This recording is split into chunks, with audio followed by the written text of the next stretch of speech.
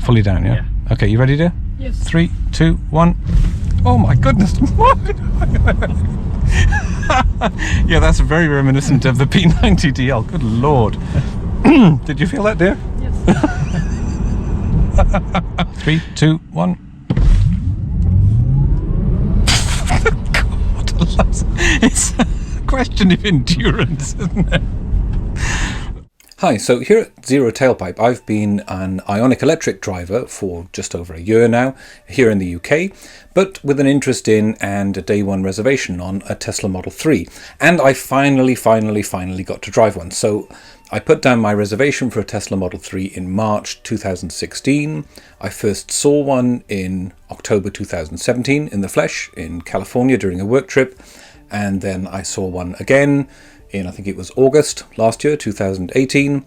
And then I saw another one in Copenhagen, in Denmark, in another work trip in March 2019. But up until this point, like most people in the UK who've got any kind of interest in this car, or who've put down a reservation on the Tesla Model 3, hoping for a kind of affordable, very usable electric car, they won't have had chance to drive it. So finally, yes, I did.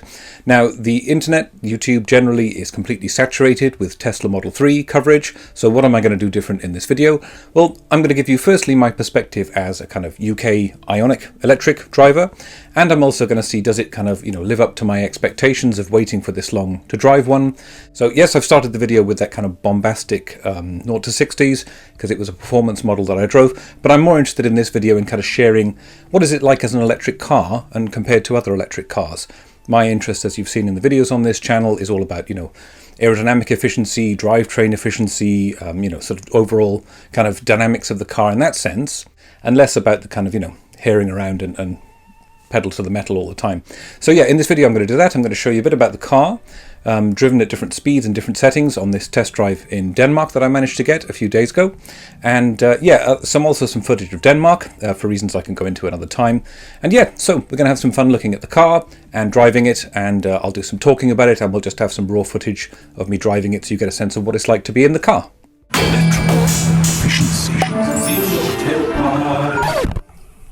So here's the actual Tesla Model 3 that we got to drive. They gave us a choice of colours. I think they had white, red and blue available for test drives. I thought there were 4 out front that were test drives, but I think the grey one might have been going to a customer soon. So this was the lovely blue one that my wife chose that we'd kind of have a look at. And yes, it was the performance dual motor version, so not indicative of the kind of one that I could afford if I can afford a Tesla Model 3 at all, but still, interesting to see it. And, it was nice to see at this Tesla store in Denmark that they had lots of these Model 3s out for driving, for test drives and so on.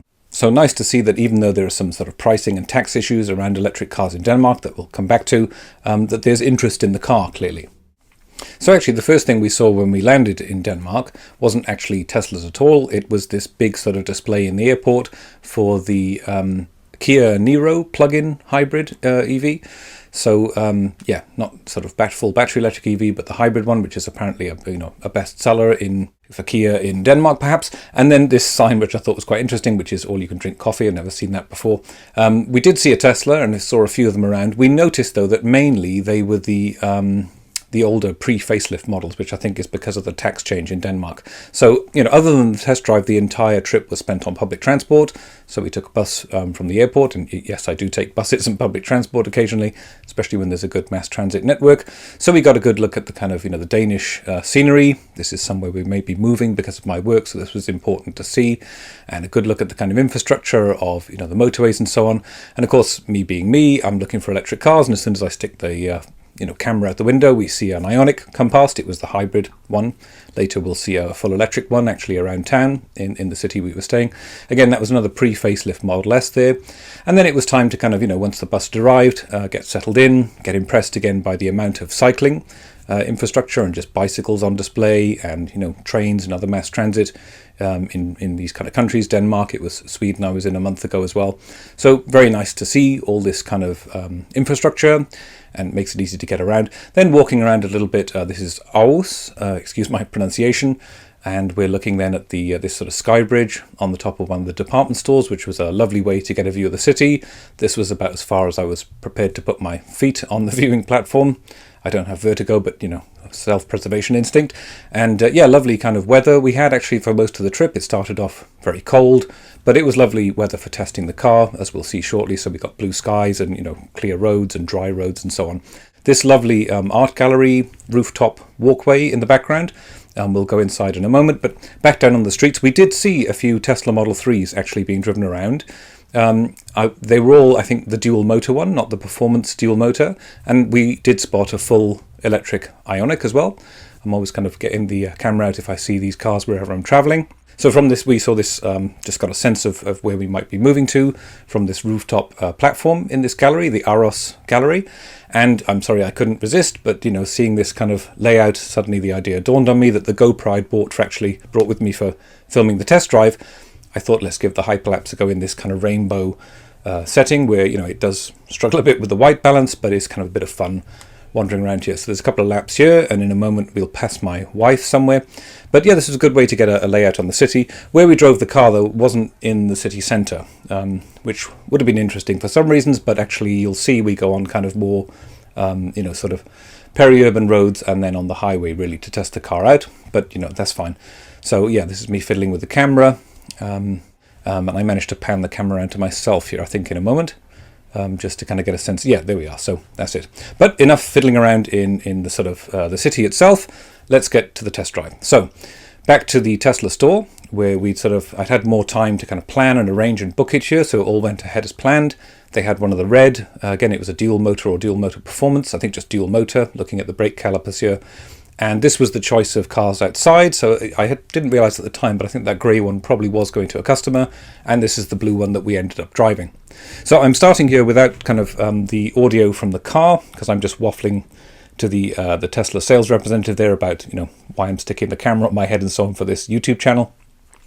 Now I put it up, and obviously safety first. I was wearing my sunglasses because of the bright light, and my Welsh eyes, I can't see very well in bright light. So some of the footage later I've kind of had to zoom in because the angle is not ideal, and as I would set it up if I was doing it in a more kind of comfortable setting in the UK. But I wanted to give a kind of POV footage as well, and my wife is filming the rest from the back of the car.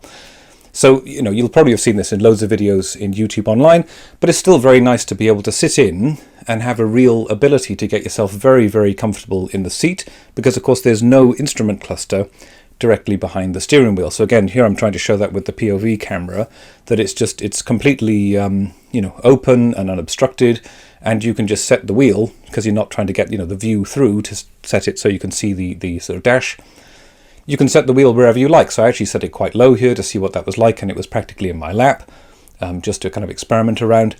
And then you've got a lot of adjustment again on the wing mirrors, because of course there are no adjustment buttons, again, as you've probably seen in other videos. So I was having a bit of a fun fiddle around with that. And then this actually, now I can make a bit of a comparison to the IONIQ. So here the Tesla chap had pressed the easy entry function, and just look how much the whole seat structure and everything moves there in a matter of seconds to kind of give you the comfort of getting in and out. So the IONIQ does something like that. It's got an easy entry, but it's nowhere like as extensive as that. It just goes back a couple of centimeters. Right, so here we're setting off, and I'll switch in a moment to the actual footage where you can hear the car, and I'm talking with the Tesla representative. Here I just wanted to show, if you'll notice I'm doing like 3 kilometers an hour here, really, really crawling around, just how kind of poised and comfortable and controllable the car is at even low speeds. And it's difficult to show with the camera here. I could feel it very much when I was actually there on the test drive. It's so planted and there's no body roll. And I know this is the performance version, so it's probably got stiffer suspension, but it's my IONIQ. I like very much driving it, and I like the fact that it's controllable and you can just creep at lower speeds. This is the service area set up for them here. But this was something else. It was just really, elegant and poised, even just driving like this. And then of course you can hammer it like crazy if you want to, but even at this speed it's very comfortable. And yeah, you've probably gathered that I'm going to waffle a bit more than my usual videos here. I'm not sort of editing it so tightly to take away from the actual experience, because I had a lot of sort of built up excitement of wanting to drive this car. So now what we're going to cut to is actual footage of me driving. And again, it's not the kind of bombastic 0 to 60s again. I'll show that at the end of the video. Just sort of driving it around and comfortably kind of making my way at normal kind of road speeds, chatting with the Tesla representative and so on, and just showing how, you know, when you're not kind of doing 0 to 60s and burnouts and so on that you see on some other YouTube videos, it's a supremely comfortable and composed car. And I think more so than the IONIQ, and I already think the IONIQ is a pretty good, you know, electric car option. So let's cut to some just sort of driving and talking footage now, and then I'll come back in at a later point. It's funny how when you're not doing that, it's incredibly progressive and smooth, isn't it? Yeah, it really is. It's all up to you how you want to drive it. So like this is ready to go from 0 to 100 in 3.4 seconds. Wow, we might try that later. Let's see. That's okay. So just let me know. Okay. So one thing that was different from the last time I test drove a Tesla Model S, which I can't remember that, you know, it's been a while since I've driven any kind of Tesla. Obviously the software has been updated, so the visualization of how the car is shown and the cars around it with the Autopilot 2.5, as the representative calls it here, you know, shows you the 3D visualizations moving of the vehicles around you. So we're going to see now me coming up to a stop at a fairly congested junction, and it's quite remarkable to see what it shows. So let's have a look at that. And Denmark for now is like a horse steer, so you have you can put it on and it will keep you in the lane. Okay. But it's not like only going straight. It can also take corners and turns. Okay. But not like 90-degree turns. They have to be like. Oh, this is cool to see for the first time. So when I drove a Tesla last, it didn't have this. They hadn't had the update. Yeah, this is the Autopilot 2.5. Mm-hmm. So you can also see, like, you can see those not maybe the Chevrolet, but they're like minivans kind of cars that can actually see that. So also here it gives a real nice view on how many cars the cameras actually see. Yeah. So that's 1, 2, 3, 4, 5. That's it's tracking a significant number of vehicles, isn't it? So my IONIQ has like a very basic radar controlled adaptive cruise control and a basic lane keeping assist. Yeah. So now we're going to see me activating Autopilot for the first time. And again, bear in mind, it's been a long time since I've driven a Tesla, so the Autopilot has been updated quite a lot. And at the end of this clip, you'll just see my kind of magpie-like attention span where I'm mid-sentence, and I suddenly noticed that the display related to the Autopilot shows us the pedestrians crossing the street. So let's have a look at this clip as well. Right now, so just 2 times downwards. And remember, it will put... so maybe I want to... maybe my mistake here. No, that's fine. I'll put it to 70. There we go. That's because some of my colleagues have got it to drive over 10. Okay. That's fine. So, yeah. But yeah, it's max 70. So you will not drive faster than that, but just go all the way down to 0 and start up again. Okay. And then it gives you a little sort of reminder after a while. Yeah. Okay. Yeah, so with my IONIQ, it'll go down to 0 as long as there's a car in front and about 3 seconds, and then it requires you to press it does require you to intervene. Then, so. It will keep a little more than 3 seconds here, but after a while, like if you're in heavy traffic, it will, you can see like it follows the car just in front of I'm just disengaging there, Okay, and it won't see the red, so let's stop. That's one of the things coming in the future. Yeah, I'd heard sort of that. Also already seasoned now, but yeah. I follow on YouTube people who are kind of, I can see the pedestrians. Yeah. See that, dude? Yep. I can see that. Okay, now I'm going to take the Tesla Model 3 onto the motorway, to the highway, and drive it at 110 kilometers an hour, which I think is 70 miles an hour or thereabouts. And I just wanted to say that even though it sounds quite noisy here, which is the audio is coming from the GoPro on top of my head, it didn't feel like this in the car, and it's not in the footage here, but I did turn around and ask my wife, you know, how does this compare to the noise levels and the insulation sort of feeling in our IONIQ, and she agreed it sounded quieter. It doesn't really come across. I think it's just the frequencies that the microphones pick up, but it was actually quite a comfortable motorway cruising experience here. So I'm just kind of using the Autopilot, which I struggle with a little bit. I'm not used to the kind of full double taps down and changing lanes and so on. But yeah, I give it a go, so let's have a look.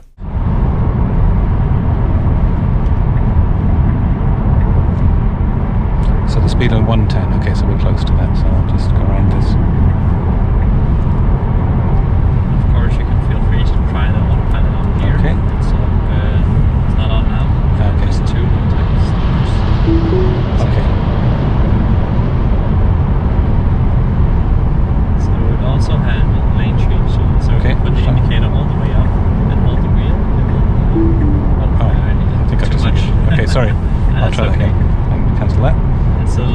like sometimes it's hard to get the feeling of how much you need to actually hold the wheel. Yeah. To So do it.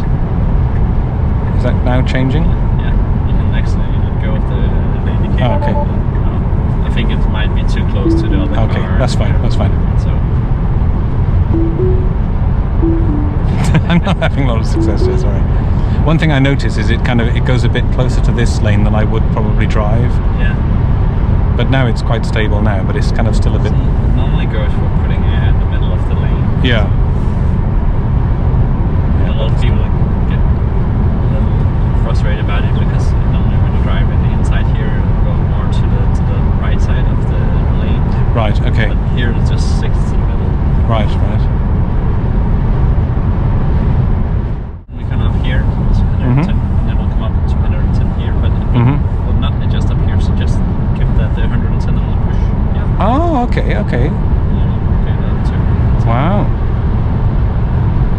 Gosh, it takes a lot of the kind of hassle out of driving when you have that kind of smart system, doesn't it? Yeah, exactly. Also, you can scroll on the right wheel to adjust the speed. So if you want to go. Oh, I see. Yeah, a little bit more, a little bit. Okay. What do you think of it back there, dear? How is the... Amazing. Yeah. So we're going off here. Okay. So it was up on it to disengage. Okay.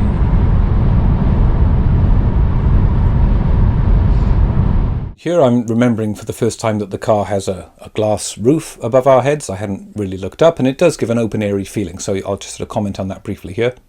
Yeah, it gives a real sense. I hadn't even looked up at the thing. It gives a real sense of space, doesn't it? You don't feel like anything is on top of you. Like it's interesting. Yeah, and as I said at the start of the video, and I'm kind of interested in just showing the Tesla Model 3, it happens to be a performance, but just the Tesla Model 3, just driving in normal conditions here. So we're just going to come up to a roundabout and go round it, and you just get a sense of the kind of gentle controllability, the very progressive regen. I'm mainly just using my right foot here. I don't have the other cameras to show that, but yeah, just mainly sort of modulating on the right foot. Very, very gentle driving experience, and yes, I know I drive like some sort of granddad, but yeah, I like the kind of controllability and smooth driving of electric cars. It's something that you don't get in other vehicles, in my experience, and yeah, I enjoy it. So let's have a quick look at that. And then we had the Sky Bee, is it pronounced? Yeah, I'm going out to the... Okay. Well, we have been there all day. Poor guy. Oh gosh, should we offer him a lift?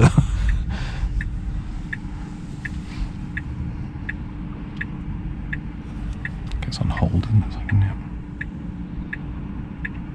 The traffic can be a little heavy. Yeah. This is. Yeah, exactly. So are we going? We're just going to the. So I'll go in this one, and then. Oh, sorry, I should probably be indicating. And we're exiting at this one. Where the bring car is driving. Ah, okay. So yeah. So just stay in this lane for now. Okay, and then I'll get across. It's nice to see so many people cycling. The infrastructure for cycling here is fantastic compared to the UK. Okay, so we're coming towards the end of the driving footage now, and I'm going to show the kind of 0 to 60s that we did, or I guess 0 to 100s, but we didn't get anywhere close to that because of the speed limits here. So I'm just sort of doing a 3-point turn here. Again, not very exciting, but again, just watch how kind of, smooth the car is. And, the IONIQ is a very smooth car at low speed, I find, but there was just something about the kind of the solidity and the kind of feel of the Model 3 that just was very confidence inspiring to me. And I'm not a sporty driver, so the performance aspect scares the heck out of me, as you'll see in a minute. But yeah, I like the kind of low speed controllability and maneuverability. It really is, it's a cut above other electric cars that I've driven, and I've driven most of the ones currently available. I just wish there was more chance for people to experience it in terms of the car being available in more places and at a lower price point, which I'll come back to later. It's a very clear road, isn't it? So, okay, so it's up for reverse. Yeah, and then you get the reverse. Oh, nice. Okay, so I'll reverse out as if we're in the UK here, but I'll keep an eye out. No, it's very clear. It's very clear. So yeah. Okay. I've noticed in a car drive on this road before.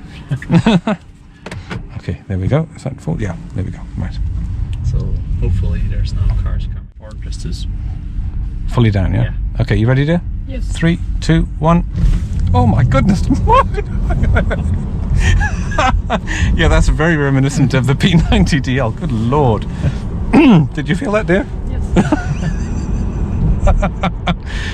And it was funny though, it takes a little bit longer to kick in than the P90DL, because that was instant and like my eyesight went doing that, whereas this one, it was like, oh no, like a slightly delayed. Yeah, I think that's because the... Okay, here we might go from 0, yeah? Just for a... Ready, dear? Yep. Oh, 3, 2, 1. God, it's a question of endurance, isn't it? Oh. Very impressive, yeah.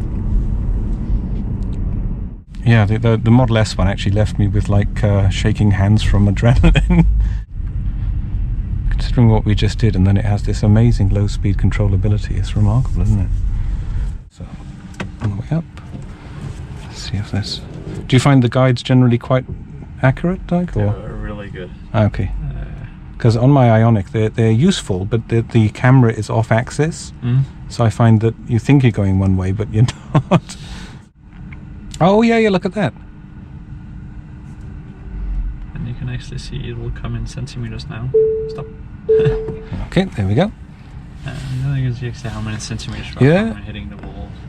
That's very, very good. And now, is it into park? Yeah. Wow. Oh yeah, that's good. The brake pedal went down as well. So we're now stopped and safe, It yeah? stops and like it's turned off, but Good. Not really. So yeah, as I mentioned there, you know, after doing these crazy acceleration, standing start things, just then suddenly going back to this very peaceful, poised, you know, rigid feeling of the car, very controllable, very composed. It sort of creeps along when you want it to, and it, you know, it really punches when you're just in the mood for that. And I sort of mentioned very briefly there, just as I was doing it, it's a very different acceleration feeling actually to the Model S, and I'd previously driven a P90D Ludicrous, so one of the very fast ones, not the very fastest that's available now, but still extremely fast. And there, the feeling was vomit-inducing. I mean, the instant acceleration really made my stomach go crazy and, you know, my eyesight go crazy and left me with shaking hands from an adrenaline rush, because we did it twice. This one was different, so it had a slower pickup, but then the kind of punch and the butterflies in the stomach very soon afterwards. But actually it was a bit more pleasurable, and I could see myself trying it a few times, although, you know, I think it's a bit of a gimmick and you don't really need that kind of hyper acceleration in day-to-day use. But it's still fun, and if people want to do that, you know, better this than doing it with something that pumps out a lot of emissions while it's doing it. So then, you know, almost as soon as it began, this kind of wonderful experience, probably the best electric car test drive I've had, and possibly even the best drive I've ever had in a car, was over, and we were back to just sort of soaking in the kind of spring, quite chilly sunshine in Denmark, in this place that, you know, we may be moving to with my work changes, and just, you know, a real chance to kind of reflect on, you know, how different this kind of sensation is of these really sort of highly tuned, very precise, very developed kind of innovations around the Tesla electric cars. And, you know, other electric cars I think give you a very similar experience, but not quite the kind of extra level of the Model 3, and it doesn't come across in footage. I'm trying to kind of convey it in words. Very difficult to do that. It's very different, and I'm really looking forward to when Tesla can actually produce a cheaper model, if they still intend to do that, which I hope they do, for more people to get a grip of it, really, and to see that it's a step ahead of most of the competition. And of course you've also got the charging network, which makes, you know, really wide-scale travel possible, especially across, you know, Europe and North America and so on. Here, by the way, this is something I thought I'd never see outside of, you know, Japan, which I've never been to Japan. This was a kind of a car park in this city in Denmark that takes your car away and parks it and then brings it back to you on an elevator. I thought that was really cool, so just filming it a bit there. And then we did have some sort of, you know, contemplative moments in Aarhus in Denmark, because again we might be moving there, and saw a few nice other things of, you know, there's lots of different modes of transport around. There's great mass transit, there's cycles, there's buses, there's a kind of light tram network, and, you know, we saw this ferry docking, which I thought was great. The thing with Denmark is, as far as I understand it, the tax system is trying to encourage you not to drive a car, to use mass transit, and cars are taxed very heavily, particularly heavily polluting ones are. So, you know, even if we end up going there, I have no idea if we can actually afford a Tesla, you know, particularly if they don't bring the price levels down on the Tesla Model 3. So we'll just have to see what happens. I thought this was very poignant. This is kind of like a fossilized petrol pump. which I thought, given the whole nature of the video that we have here today, it was just very poignant to see this, the petrified petrol pump, you know, this kind of indicating the fossil fuel thing being a thing of the past. And then this sign that said voltage, but revolt and so on. I thought that was a nice way to kind of end out this footage here of our little trip to Denmark, which, as I say, you know, it's a work trip, but we just happened to fit in this test drive of the Tesla Model 3, which was really nice. So yeah, some thoughts to sum up then. So I've kind of waffled a bit here, and we've got a mixture of driving footage and me talking to the Tesla representative and so on. What are my overall sort of takeaways from this? How does it affect my kind of decisions and thinking here about the car that we currently have? So we're very unlikely, if we have to move, to be able to transfer our IONIQ Electric, much as I would like to. I think it would be a very, very good option in somewhere that's a lot flatter, like Denmark. I'm not sure about the state of the infrastructure, but you know, it became very clear to me after waiting so long to drive one of these cars and only really having a comparison point of 2 drives over quite a long time ago in the Tesla Model S, the Model 3 really is something special. And I know it's hyped like crazy, and you know, there's wall-to-wall YouTube videos of people, you know, doing all sorts of things in it. Every time there's a new software update, people are kind of trying out new things and new features. But as a core car, separate from the Autopilot, which I didn't really get on with that well in the test drive, you could probably see that, and I could easily live without. I could live without a lot of the bells and whistles inside of it. As a core car, you know, a decent-sized battery pack to give a good range, a good sort of drivetrain, very poised handling, suspension, steering, and so on. Excellent, controllable, smooth driving dynamics from low speed up to, you know, higher speeds, and with this excellent network in the supercharger system and network. You know, it would be great if it was an option that was available for the masses, really, as has been promised sort of all along by Elon Musk and Tesla, because, you know, driving one has really solidified my notion that this is the car, this is the electric car, the kind of zero tailpipe car that we would really like to have for our family. You know, the body shell is not perfect. Maybe a Model Y is a better long-term option for us and for other people. But for right now, if they made this car at the right price point, I think we'd go for it like that. If we have to buy one in Denmark, probably one of the worst places to buy it in the world. You know, if you've got different experiences about pricing, maybe Australia and other places, let me know. But, you know, certainly not a cheap place to get one of these. So we'll just have to see. It was a great experience for now. It's really convinced me this is the car that I would like to have long-term for the future, sticking with electric cars.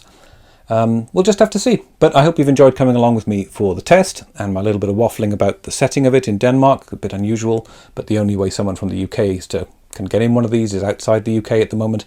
And yeah, please subscribe if you'd like to see more videos from me, and thanks for watching, and bye for now.